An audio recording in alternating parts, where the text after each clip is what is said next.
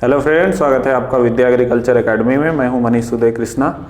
आज के लेक्चर में हम लोग अमीबा डिस्कस करने जा रहे हैं। अमीबा एक प्रकार का जीव है, आप लोग जानते होंगे, परिचित होंगे इससे। बात करते हैं अमीबा के वर्गीकरण की। इसी से चीज़ें समझ में आएंगी कि अमीबा किस जगत का, किस संघ का जंतु है या जीव है। तो जो अमीबा है, जब उसका वर्गीकरण करते हैं तो सबसे पहले तो जगत में बांटा जाता है। आप जानते हो किसी भी चीज़ को या किसी भी जीव को या दुनिया में जितने भी जीव उपस्थित हैं, इस ब्रह्मांड में जितने भी जीवित प्राणी हैं, सबको पहले जगत में बांटा गया है। 5 जगत में बांटे गए हैं सभी जीव। 5 जगत में R.H. विटेकर नामक वैज्ञानिक थे। R.H. विटेकर नामक वैज्ञानिक थे। इन्होंने 1969 में 5 जगत का वर्गीकरण दिया, जिसमें सबसे पहला जगत इन्होंने बताया मोनेरा, फिर प्रोटिस्टा, फिर फंजाई, फिर प्लांट यानी प्लांटी, फिर एनिमेलिया। 5 जगत में इन्होंने बांटा। सबसे पहला जगत था मोनेरा जगत, फिर प्रोटिस्टा जगत, फिर फंजाई यानी कवक जगत, फिर प्लांट यानी पादप जगत, फिर एनिमेलिया यानी जंतु जगत। तो जो अमीबा हम लोग पढ़ रहे हैं उसको जो वर्गीकृत करते हैं तो वो प्रोटिस्टा जगत में आता है, दूसरे नंबर के, है ना, दूसरे नंबर के जगत में आता है। ये जो प्रोटिस्टा जगत है, इसमें एक कोशिकीय जीव पाए जाते हैं। जितने भी इसके सदस्य हैं, इस जगत में पाए जाने वाले जितने भी सदस्य हैं, सब एक कोशिकीय होते हैं, पहली बात। दूसरी बात, इनकी कोशिका यूकैरियोटिक होती है। तो ठीक है, वो वर्गीकरण जब किसी वीडियो में बताएंगे तो और डिटेल में बताएंगे R.H. विटेकर का वर्गीकरण। पहली बात तो यहां हमें ये पता चली कि अमीबा का जो जगत है, किंगडम है, वो कौन सा है? प्रोटिस्टा यानी प्रोटिस्टा जगत है। अब प्रत्येक जगत को अलग अलग फाइलम यानी संघों में बांटा जाता है। बहुत सारे संघों में बांटा जाता है प्रत्येक जगत को, चाहे वो मोनेरा जगत हो, चाहे प्रोटिस्टा जगत हो, है ना, फंजाई हो, एनिमेलिया हो, प्लांटी हो, सबको आगे जो है फाइलम यानी संघ में बांटा जाता है। ठीक। अब अमीबा जो है वो किस संघ में आता है? वो प्रोटोजोआ संघ में आता है। ठीक, यानी इसका संघ कौन सा है? अमीबा का संघ अगर आपसे क्वेश्चन में पूछा जाए तो कौन सा आएगा? प्रोटोजोआ संघ। ठीक। अब प्रत्येक संघ को वर्गों में बांटा जाता है, क्लास में। तो जो प्रोटोजोआ संघ को क्लास यानी वर्गों में बांटा गया, तो उसी में एक वर्ग है सार्कोडीना, जिसमें अमीबा को रखा गया है। तो अमीबा का वर्ग कौन सा हुआ? सार्कोडीना हुआ। इसी तरीके से वर्गों को गण यानी ऑर्डर में बांटा गया है, तो अमीबा का गण निकल के आता है लोबोसिया। और फिर गण को फैमिली यानी कुलों में बांटा जाता है, बट यहाँ अमीबा में फैमिली, है ना, उतनी इंपॉर्टेंट होती नहीं, इसलिए मैंने लिखा नहीं है, नहीं पूछी जाती है। फिर कुलों को वंश में यानी जीनस में, जीनस यानी वंश में बांटा जाता है, जिसमें अमीबा एक वंश है जिसमें अमीबा आता है। ठीक। और जात इसकी क्या है? प्रोटियस। बात समझ में आई? इस तरीके से अमीबा का वर्गीकरण होता है। अब यहां से आप एक चीज और जान सकते हैं कि अमीबा का वैज्ञानिक नाम क्या होगा। आप जानते हैं कि कैरोलस लीनियस ने किसी भी जीव का वैज्ञानिक नाम लिखने के लिए एक नियम बताया था, द्विनाम पद्धति, है ना। एक वीडियो बनाऊंगा, उसमें पूरा द्विनाम पद्धति से संबंधित सारी नियम जो है बताऊंगा, आगे वीडियो आपको मिल जाएगा। फिलहाल उसकी मोटी बात ये थी कि किसी भी जीव का वैज्ञानिक नाम जो होता है वो 2 शब्दों से मिला होता है, एक वंश से और दूसरा जाति से, है ना। एक वंश से, दूसरा जाति से। पहला शब्द होता है वंश का, तो अमीबा का वैज्ञानिक नाम हुआ अमीबा, वंश का नाम, और प्रोटियस जाति का नाम। इस तरीके से इंग्लिश में लिखें तो अमीबा प्रोटियस। ठीक, ये इसका वैज्ञानिक नाम होता है। बात समझ में आई? पहला वंश का पहला लेटर कैपिटल होता है, जात का पहला लेटर स्मॉल में लिखा जाता है, वो आगे डिस्कस करेंगे। तो ये अमीबा का वर्गीकरण हुआ। अब अमीबा का जरा सा फिगर बनाते हैं और फिर और डिस्कस आगे करते हैं। कुछ करूं?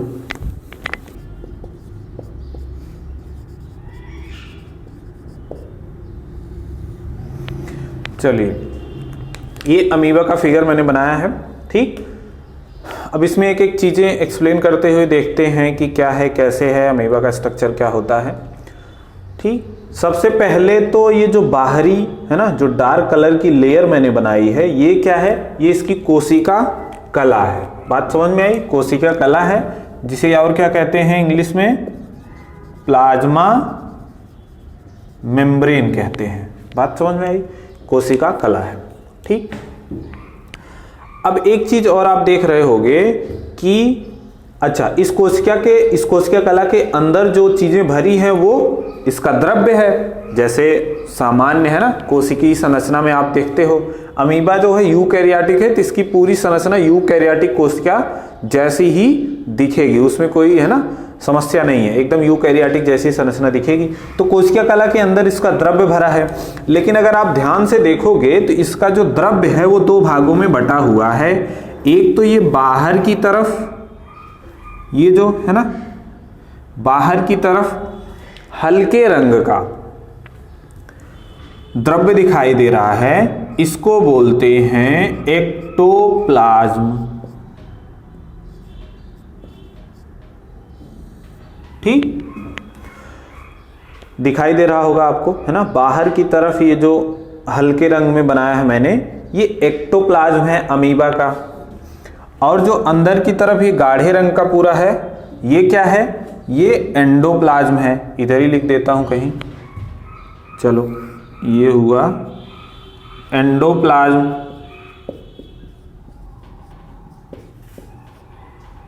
ठीक, इसका मतलब है अमीबा का जो जीव द्रव्य होता है, कोशिका द्रव्य होता है, वो दो भागों में बटा होता है। बाहर की तरफ पतला सा होता है एंडोप्लाज्म, और अंदर की तरफ ज्यादा क्षेत्रफल में होता है एंडोप्लाज्म। ठीक, एक्टोप्लाज्म और एंडोप्लाज्म में क्या अंतर है?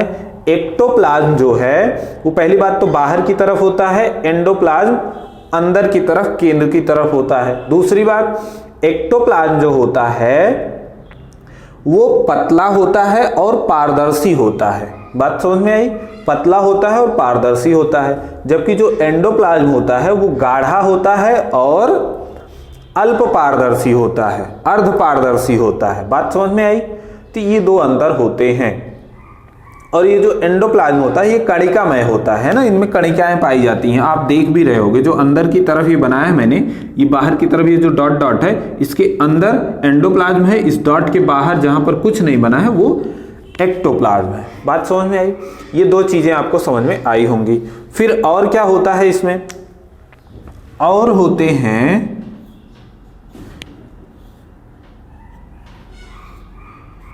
ये उभार जैसी संरचनाएं जो आप देख रहे हैं, ये क्या है? इनको बोलते हैं कूटपाद, या हिंदी में बोलते हैं, सॉरी इंग्लिश में बोलते हैं पैरापोडिया। दिख रहा होगा आपको। अमीबा की जो संरचना है उसमें उसके कोशिका के ऊपर कुछ उभार पाए जाते हैं जो बनते रहते हैं और बिगड़ते रहते हैं। इनको कहते हैं कूटपाद यानी पैरापोडिया। बात समझ में आई? आगे आपको पता चलेगा। तो ये जो है गमन में सहायता करते हैं, भोजन ग्रहण में सहायता करते हैं, वो आगे की बात है। फिलहाल आपको दिखा कि इसकी संरचना में जो उभार पाए जाते हैं उनको कूटपाद कहते हैं। ठीक, अच्छा, ये जो कूटपाद है ये जिधर बनते हैं ऐसे तो है ना, अच्छा, जिधर बनते हैं उसको अमीबा का अग्रभाग कहते हैं, उसको अमीबा का अग्रभाग कहते हैं। और जिधर ये बनते हैं उसके विपरीत दिशा में जाके विलुप्त होते हैं। यहां पर बहुत सारी झुर्रियां आप देख रहे हो, उधर से पैरापोडिया बन के इस तरीके से आते हैं और यहां आके विलुप्त हो जाते हैं इस तरीके से। तो जिधर पैरापोडिया यानी कूटपाद बनते हैं उसको अग्रभाग कहते हैं, और जिधर पैरापोडिया विलुप्त होते हैं उसको कहते हैं पश्चभाग। ये क्या है? ये पश्चभाग है। किसका? अमीबा का।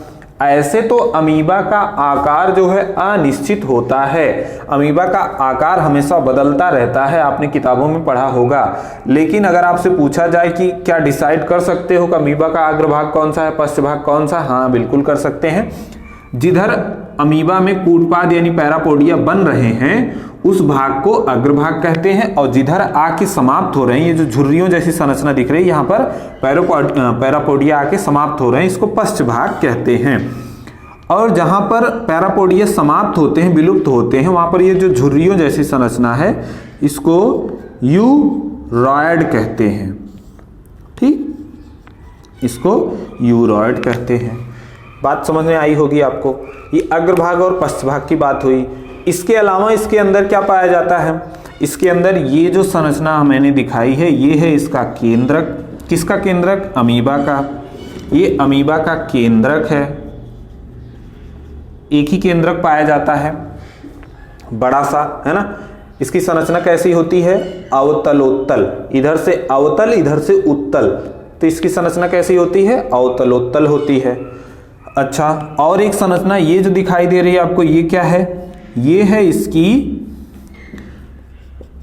संकुचन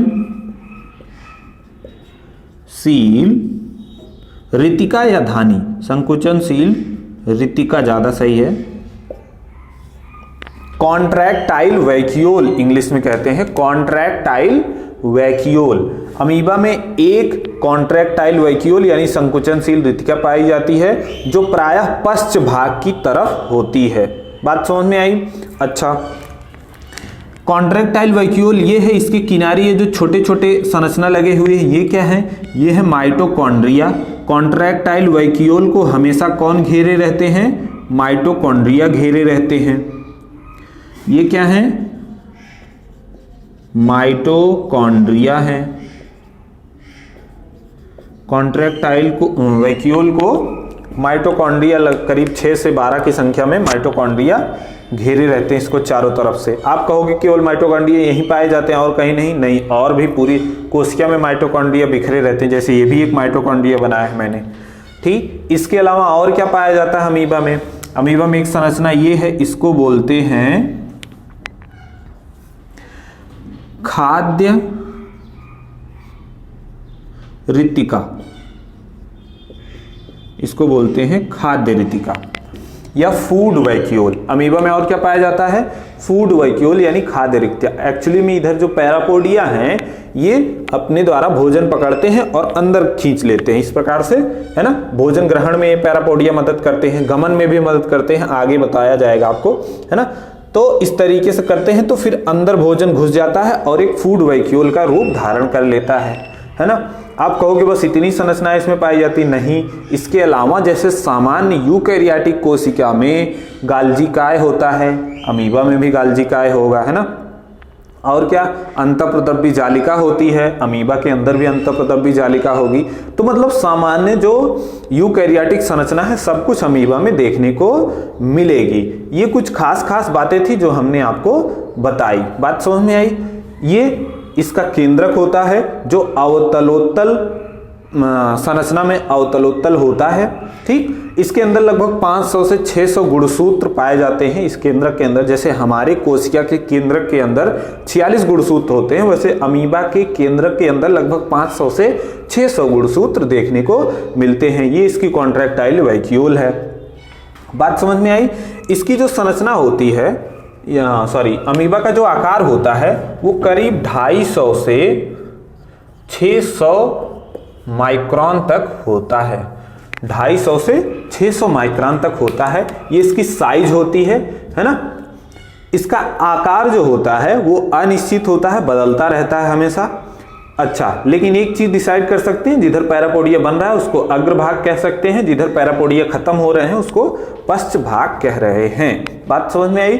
इसका जो कोशाद्रव्य होता है वो 2 भागों में बटा हुआ होता है, बाहर की तरफ एक्टोप्लाज्म, अंदर की तरफ एंडोप्लाज्म। तो ये इसकी संरचना से संबंधित कुछ चीजें हैं। अब आप कहोगे कि सर क्या इतना ही पढ़ना है अमीबा में? जी नहीं, बिल्कुल नहीं। ये तो सिर्फ अमीबा की संरचना है। आप चाहे बोर्ड का एग्जाम दे रहे हो, है ना, बोर्ड का एग्जाम दे रहे हो तो ये संरचना बना लेना। और एक एक जैसे मैंने एक्टोप्लाज्म बताया तो एक्टोप्लाज्म हेडिंग डाल के उसके बारे में 2 लाइन, एंडोप्लाज्म के बारे में 2 लाइन, कूटपाद के बारे में 2 लाइन, है ना, खाद्य रितिका के बारे में 2 लाइन। तो इस तरीके से संरचना के बारे में 2-2 लाइन 4-4 लाइन करके काफ़ी कुछ आप लिख सकते हो, है ना। डायग्राम बना देना एक पेज पे तो डायग्राम हो जाएगा। तो इस तरीके से आप बोर्ड में भी काम कर सकते हो। यूपी कैडेट की प्रिपरेशन कर रहे हो तो ये सारे पॉइंट्स याद रखना, वहाँ पर है ना बहुविकल्पी क्वेश्चन आते हैं, ऑब्जेक्टिव पेपर आता है, तो वो सब भी चीज़ें आपको हेल्पफुल होंगी। अब बात आती है इतना ही पढ़ना था, नहीं, अब इसके बारे में है ना, इसका निवास स्थान कहाँ है, कहाँ ये पाया जाता है, इसमें गमन कैसे होता है, इसमें जनन कैसे होता है, इसमें श्वसन कैसे होता है, इसमें भोजन ग्रहण कैसे होता है, बहुत सारी चीज़ें इसमें पढ़नी होती हैं। अगर सब कुछ बताया जाएगा तो 1-1.5 घंटे का वीडियो हो जाएगा, उतना आप देखोगे नहीं। तो इन सब चीज़ इतना आप सीखिए, इसके बाद की जो जानकारी है वो आप ऑफलाइन आइए, विद्या एग्रीकल्चर एकेडमी से जुड़िए, सारी चीज़ें आपको बताई जाएंगी। इतनी चीज़ें अगर समझ में आ रही हैं तो आगे भी जो चीज़ें बताई जाएंगी वो समझ में आएगा। ठीक, तो इस वीडियो के लिए इतना ही, मिलते हैं किसी नेक्स्ट वीडियो में। जय हिंद।